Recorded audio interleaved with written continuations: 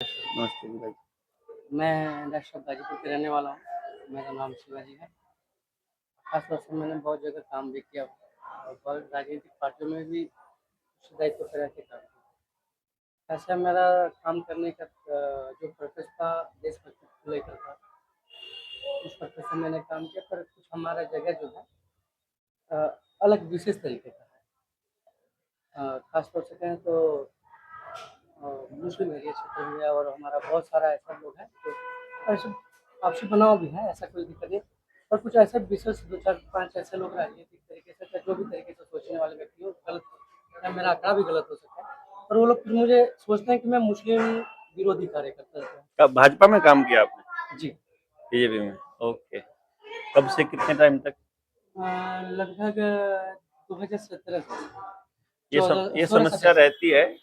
लोग आरएसएस और बीजेपी में ज्वाइन तो करते हैं देशभक्ति के चक्कर में और फंस जाते हैं फिर उनके जाल में। लेकिन चलो, आपका हृदय परिवर्तन हुआ। आपको ये कैसे फील हुआ आपको कि आपका रास्ता बदलना चाहिए आपको? मतलब कब हुआ? मैंने 3 महीने पहले आपका एक वीडियो देखा था। अच्छा। जिसपे था रुपए मूल्य का मापक या शोषण का साधन। हाँ हाँ। और उसके बाद कोरोना वैक्सीन को लेकर तो मैंने सोचा कि जिस जगह से मैंने काम किया वहाँ के लोग हमें ना बताएं और हमें ये दिक्कतें आने लगी। जैसे कि कभी-कभी हार्ट की भी। तो कहना नहीं चाहता था, परिवार के लोग अगर देखेंगे तो दिक्कत होगी। पर बता देता हूँ, हार्ट का प्रॉब्लम मुझे आ रहा है। लगभग ये 6 महीने से आ रहा है, 6 महीने से ऊपर से आ रहा है। तो मैंने अपने परिवार में किसी को नहीं बताया है। तो इस विषय को देखते हुए मैंने अभी भी कभी दिक्कत होता रहता है। आपने बताया कि हमेशा दर्द वर्द ये हाँ, दर्द बॉडी में पेन रहेगा। तो ये सब होता रहता है। मुझे ज़्यादा दिक्कतें आ रही हैं, तब मैंने आपका वीडियो देखा। इस वजह से मैं सोचा कि जिसके लिए मैंने काम किया दिन-रात, लगन रह के किया, बिना निस्वार्थ किया, इसकी वजह से आज किसी ने नहीं बताया, आज आपने बताया। इस विषय को देखते हुए मेरा परिवर्तन वो करना पड़ा और मैं चाहता हूँ कि मैं अपने गाँव समाज के लिए, अपने परिवार के लिए, अपने पूरे समाज को लेकर चलें, कैसे चलें? जो लोग हमें मानते हैं अपना दुश्मन या विरोधी मानते हैं, उससे कैसे प्रक्रिया देखो, आपने ना सबसे बड़ी बात मैं आपको बताऊं, सबसे मुश्किल काम होता है कि अपने किए हुए को पब्लिकली एडमिट करना। मतलब इसके लिए आपने जो काम किया ना, कि आपने ये एडमिट कर लिया कि जिन लोगों के लिए किया उन्होंने तो कोई साथ दिया नहीं, अनजान आदमी ने साथ दिया, उसने दिखाया, और अब आप डिटॉक्स भी हो जाओगे। और रही बात हिंदू मुसलमान का कचरा, तो ये लोग फैलाते ही हैं बीजेपी वाले, और आपने भी ये कचरा फैलाया इनके साथ लग के, और आपने इसको मान लिया कि अब आप इसको बदलना चाहते हैं। सबसे बेस्ट तरीका क्या है? आप एक बार बीइंग, अभी तो आप बीजेपी में ही हो, अभी तो आपने छोड़ा नहीं है बीजेपी को। सोच रहे हैं त्याग हाँ, पत्र देने का। त्याग पत्र भी मत दीजिए, उनको निकालने दीजिए, उनको निकालने दो। वहां रह करके आप ज्यादा स्ट्रांगली बोल पाओगे। बीजेपी का कौन सा पद है आपके पास? ग्राम संयोजक, सेक्टर संयोजक है? सेक्टर शक्ति संयोजक। शक्ति संयोजक। तो मान लीजिए आपका शक्ति संयोजक एक पद है। अगर आप प्रेस कॉन्फ्रेंस भी करके बताते हो कि शक्ति संयोजक ये बात बोल रहा है कि जो जो चीजें हमारे साथ हो रही है उनका जवाब सरकार को देना चाहिए। पहला पॉइंट तो ये हो गया। क्योंकि देखो, रह वहां दुकान पे खड़ा होकर के उस दुकान की बात बताएगा, वो ज्यादा ऑथेंटिक लगता है। और फिर पार्टी ने निष्कासित किया ना, पार्टी सबसे पहले तो आपसे रिटर्न में मांगेगी ना कि आपने पार्टी विरोधी काम क्यों किया, तो उसका जवाब दोगे ना आप बढ़िया सा। वो जवाब हम दे देंगे आपको लिख के कि उनकी क्या क्या उन्होंने गलतियां की है, चाहे योगी ने करी हो चाहे मोदी ने करी हो, वो बताएंगे। अगर ये नहीं करना है, मतलब स्ट्रांगली नहीं करना है, पद में रहते हुए नहीं करना है, ये आपके ऊपर है। पद में रह के करते हो कि ये बिल्कुल आपके ऊपर है। लेकिन अगर इस पर पहला स्टेप उठाया जाए तो जितने आप, क्योंकि आपको उस एरिया में मालूम होगा कि आपने किन किन मुस्लिमों से बात करी है, किन किन को गालियां दी है, किन किन को धमकाया, मतलब बोला है, स्टेज पे तो बोला ही है आपने। कुछ नहीं, अच्छा, बस नॉर्मली जैसे कि लोगों से मिलना जुलना, तो उस वक्त बोल दिया, बस उन्होंने लोग ने समझ इमेज बना, विरोधी हूँ। तो फिर आप एक काम करिए, अपने मन को समझने के लिए, क्योंकि आपके दिमाग में भी ये फीडिंग किया गया ना कि वो हमको 2047 तक ऐसा कर देंगे, देश ऐसा बन जाएगा, भारत में ये हो जाएगा, वो पूरा व्हाट्सएप यूनिवर्सिटी चलता है। आप एक काम करिएगा कि वहां आसपास के जितने भी मुस्लिम लड़के हैं उनके साथ एक बार जाइएगा, अलग अलग किस्म के देखिएगा। जैसे हमारे यहाँ पर नफरती गैंग है आरएसएस और बीजेपी का, वैसे ही उनके मौलवी भी तैयार करते हैं ऐसे ही नफरती लोग। तो ना तो सारे हमारे हमारे लोगों में सारे नफरती होते, ना ही उनके वाले सारे नफरती होते। तो आप देखिएगा उनके वाले जो नफरती हैं वो कैसी भाषा बोलते हैं, उनके वाले जो सही जेन्युइन लोग हैं वो कैसी भाषा बोलते हैं। पहले इसको समझिए आप, क्योंकि जो चीज आप दिल से मानेंगे वही सबसे बेस्ट है। जो बात मेरी कही हुई है वो गड़बड़ है, तो पहले एक बार देख लिया। अगर आपको ये लगता है कि वहां पर भी मतलब अच्छे लोग भी हैं, अब उनके साथ आप चर्चा कीजिए कि तुम ये सब चीजें क्यों करते हो।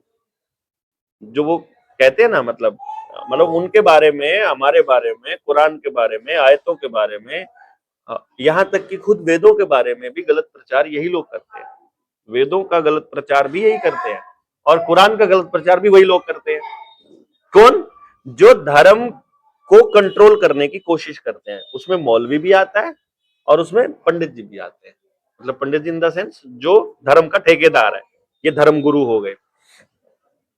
तो जब आप इस जैसे आपने बोला था और आपकी छवि बनी थी, बोलना चालू करेंगे तो छवि दूसरी बन जाएगी। अब आपको यह करना है कि जब आप मोर्चे से जुड़ जाएंगे, सबसे पहले तो आपको मोर्चे का एक कॉन्सेप्ट समझना है कि हम लड़ाई कैसे लड़ेंगे। उसके लिए अभी तो आपने सिर्फ 2 ही टॉपिक देखे हैं, मैं आपको लिंक भेजूंगा जिसमें मोर्चे से जुड़ने का पूरा कॉन्सेप्ट कि क्या क्या समझना है और ये लड़ाई कितनी बड़ी है और मुसलमान टारगेट पे क्यों है, इसमें उसका जवाब भी मिलेगा आपको। उसमें उसका जवाब मिलेगा कि मुसलमान को टारगेट क्यों किया गया है।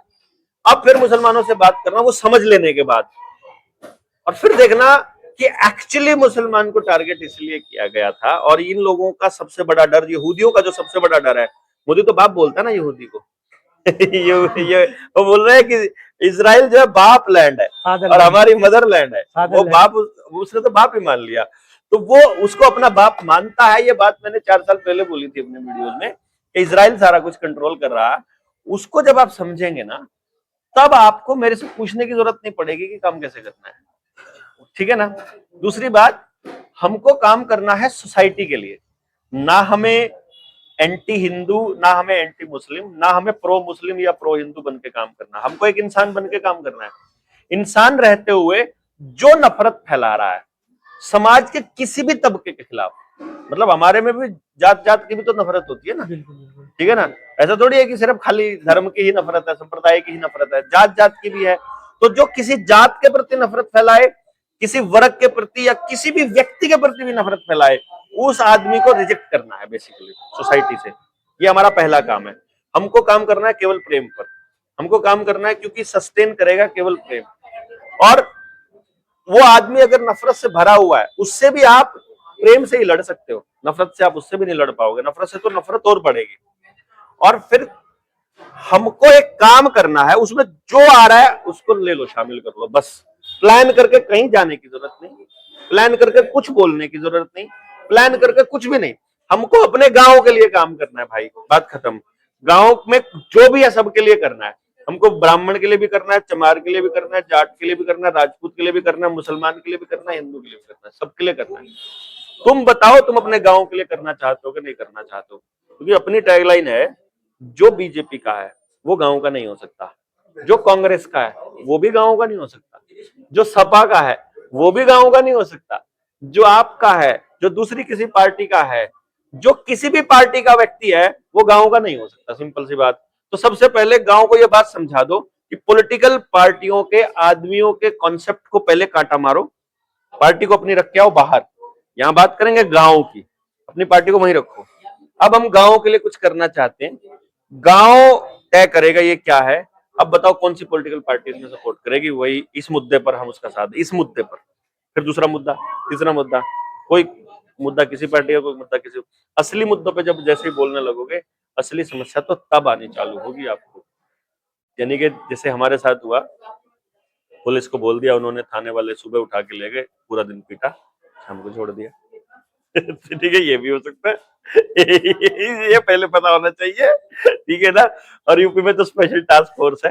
ये पहले मन में तैयार करना है कि भाई हमको सच की लड़ाई लड़नी है, सच के लिए बोलना है, भले ही रिजल्ट क्या निकलेगा। और अगर आप सच की लड़ाई लड़ेंगे तो आप हमारे उन 1000 योद्धाओं में तो शामिल हो ही जाओगे। बच्चे की पढ़ाई की, बच्चे के रोजगार की और परिवार के पालन पोषण की गारंटी जनता सरकार मोर्चा लेने वाला आने वाले टाइम में जो उस लिस्ट में शामिल है, जो सोसाइटी के लिए दिन रात काम कर रहे हैं और निस्वार्थ भाव से कर रहे हैं, उन 1000 लोगों का पहला स्टार्टिंग का हमारा बैच बन रहा है। तो वो हम तालकटोरा स्टेडियम में 23 मार्च को हम इकट्ठे होंगे ना, उसमें मतलब उसका अनाउंसमेंट और उसकी घोषणा हम लोग करेंगे। तो ये बहुत अच्छी पहल आपने की है, मैं तो ये कहूंगा, मतलब ऐसा लोग बहुत कम कर पाते हैं, आपने ये हिम्मत करी, दैट्स